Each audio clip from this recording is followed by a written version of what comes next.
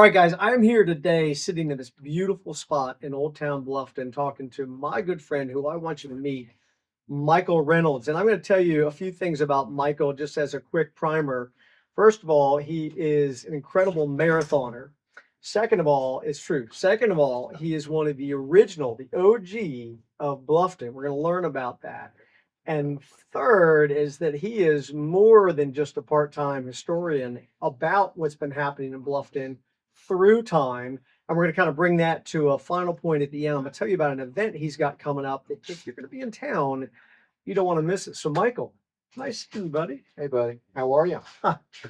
Doing great. Doing out here. We're sitting here the day after they just opened this amazing facility. Great. It's beautiful. Which is the new Bluffton Welcome Center, positioned right here with the Wright Family Park, overlooking the. Oh, it's amazing view. It always has been.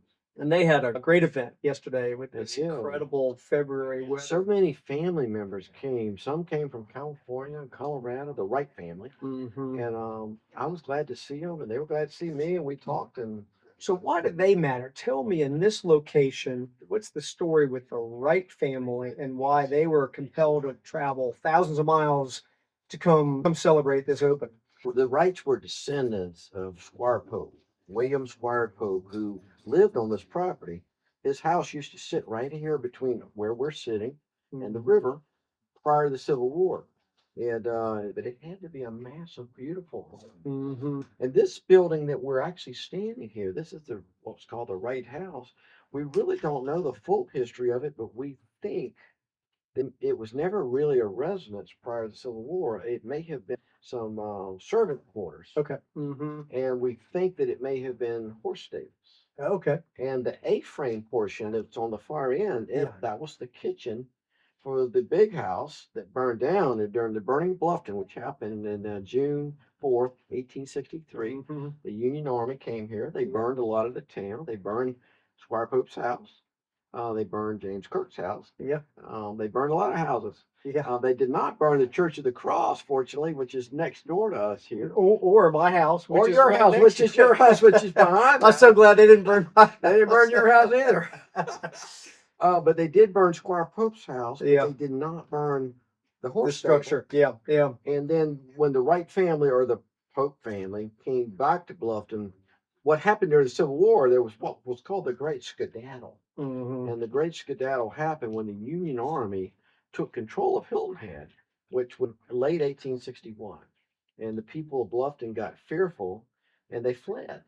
And Bluffton was abandoned. Nobody lived here. In fact, I do so much research, and I found old newspaper articles that were written about Bluffton in 1862 and 1863, where they said it was abandoned. Nobody was here. The weeds were growing everywhere, and the houses were. I've seen some of those articles. And what was interesting, I found an old letter from a Confederate cavalry officer who essentially said the same thing, but he said something more that we can kind of laugh about today, because in his 1862 letter, he said the sandflies are really bad.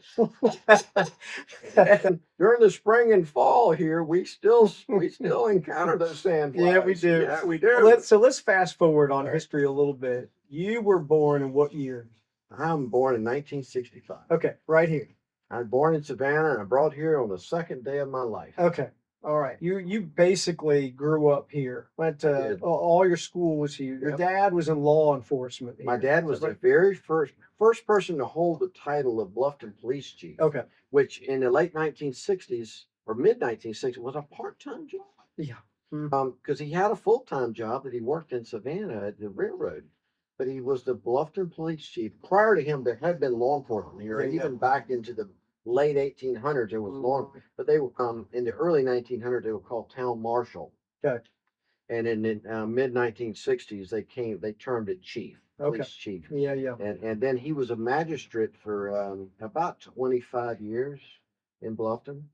So we're pretty local. Well, let me tell you this. So when we first met. And for y'all watching, Michael's a big runner, has had a long history of running, and that's kind of how we met in the early hours of running out here in the streets of Old Town Bluffton, and we're going to get to that in a second. But one of the times first times we met we were out here kind of over by the church and walking out to kind of cool down by the river. And you said, you see that bicycle chain that's been basically grown over by the bark of the Oh, you're oak gonna tree tell up my there. chain story? Is that, well, now listen, we're not going to do all your history. We don't have enough time, but I thought it was so telling that that was your bicycle chain hung up on It's not a that bicycle. tree. It's not a bicycle chain. It was just a chain, and it happened about 1970.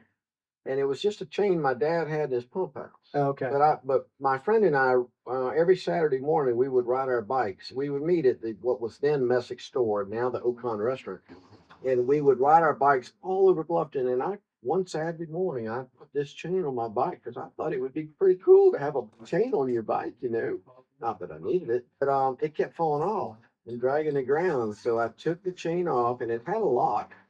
And I hung it around a cedar tree that is right over there, right here at the town dock on the left as you approach the dock. And 55 years, that chain is still on that tree, and the tree has grown around it. Yeah. So it's forever there. Oh, it's in there. Yeah, you'd have to get a chainsaw to get it out. You can't get it out. So if you're ever in Old Town, you walk past the church cross, you go towards the town pier, look to the cedar tree on the left, you look for the chain. That's Michael's That's bicycle my chain. Now you say it's not your bicycle chain, but I still argue. It's not a bicycle All chain. right, so it's just a chain. So a couple things, other things happen. You're in your career, fascinating career, and again, we don't have time to go all through it, but you were and you still are a fire investigator. Is that the right term? Yeah, pretty much. I've done that 42 years. Okay. So So that's taken you, travel is a main theme for you. That's taken you all around the world. How many countries have you visited? I've been to 73 countries. Okay. And how many On 6 continents. How many of the United States have you been to? All of them. All of them. Many, Okay. many times. And then how many marathons have you run? 124. Okay. Is that full marathons or full and half marathons? Well, I've run 42 full marathons, Okay. and the rest of them are halves. Uh-huh. So Okay. that's a lot of races. Yeah. Yeah. A lot of Fair- races. Fair enough. And that has taken you all around the world I've too. run in over 20 countries. Yeah. I even ran the marathon in Havana, Cuba. Oh, really? How cool is that? I mean, gosh, that was such an amazing experience to run in Cuba, and there were about 6,000 runners. A third of them didn't have shoes. Okay. In Makes fact, sense. Barefoot running. in fact, afterwards, I gave my shoes to I saw a guy with a big foot because I wear a size 11, and I said, "Come here," and I put my shoes against his foot, and I gave them to him. Yeah. And it was so amazing. I wonder if he ran better or worse than those. Yeah, I shoes don't you know. ran. Well, they were Hoka's. I And think he ran better. you've run all the major marathons. I've run too. all the I've run all the what's called the Abbott Marathon Majors, which is Chicago, New York, Boston, London, Tokyo, and Berlin. Berlin. Yeah. Yeah. Yeah. Yeah, I've run. In fact, I'm halfway through the second round of them. Okay. So And you're still going. I don't know. You're still going. You're I'm still slacking off these days.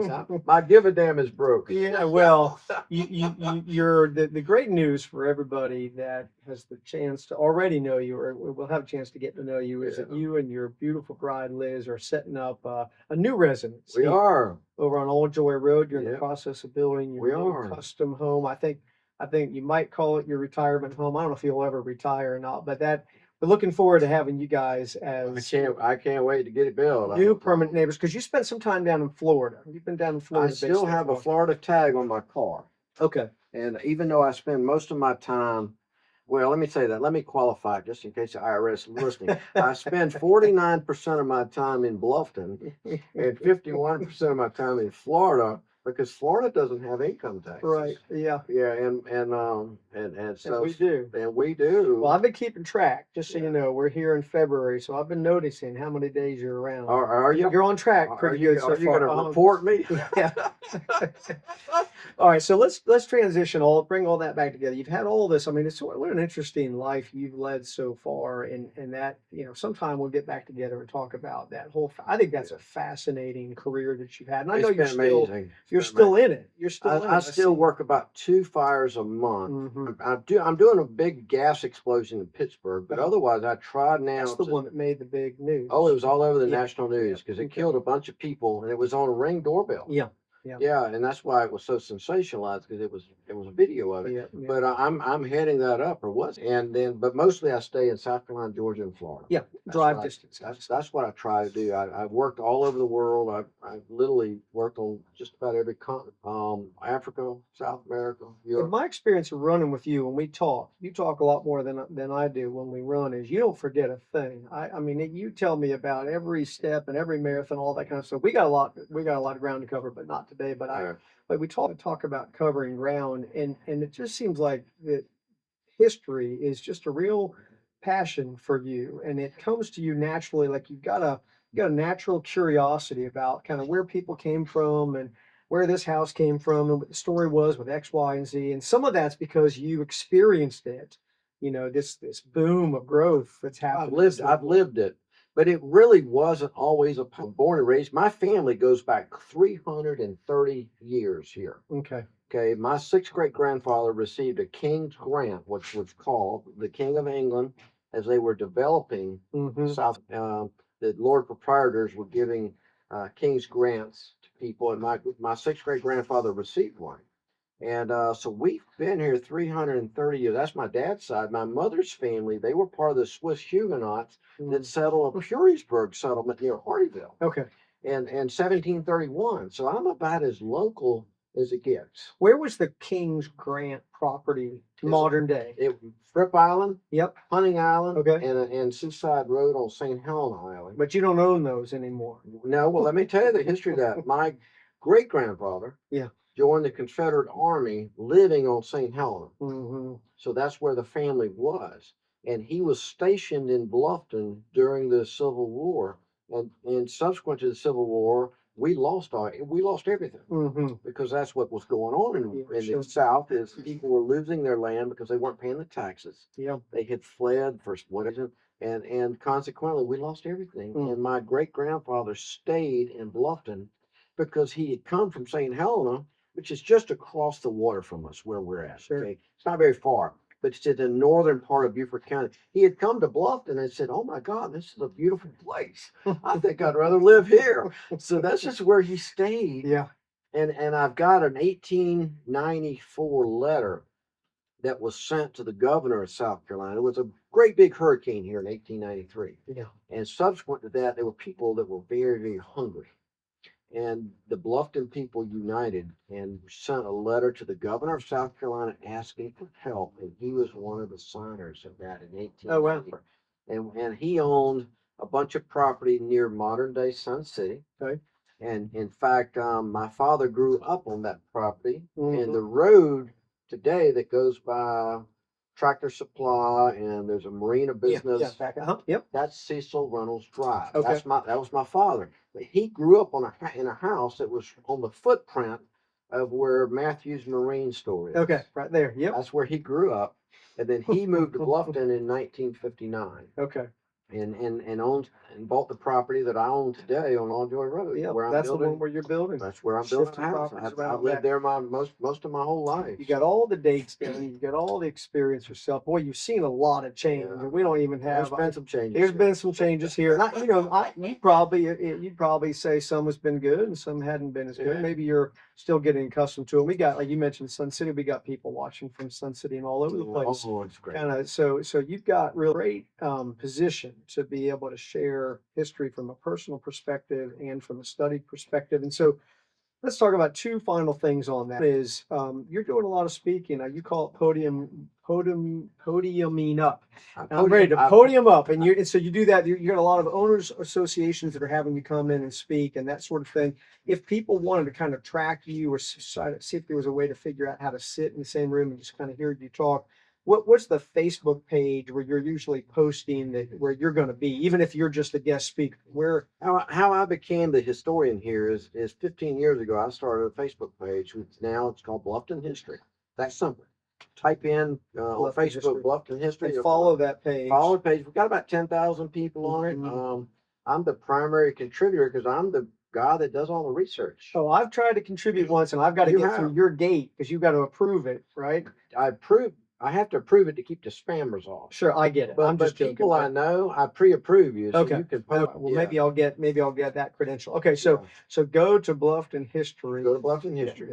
And that you've got some usually posting about, hey, I'm about to podium up in this location. So Well, let me tell you the other Let me things. tell you the history of that. Really, when I was working before I retired 5 years ago, and I was an administrator in a about a 700 employee global company. We did engineering work world, and I was a regular speaker all over the United States. I've spoken in Los Angeles and Boston and Seattle and Miami, Yeah, sure, all sure. four corners of the country, and I love doing it. Mhm. And when I retired, I knew I was going to miss it. And then suddenly I got asked to start speaking about Bluffton history. And I've probably done about 50 of those now. Yeah, yeah. I probably do 12, 14 a year. I love doing it.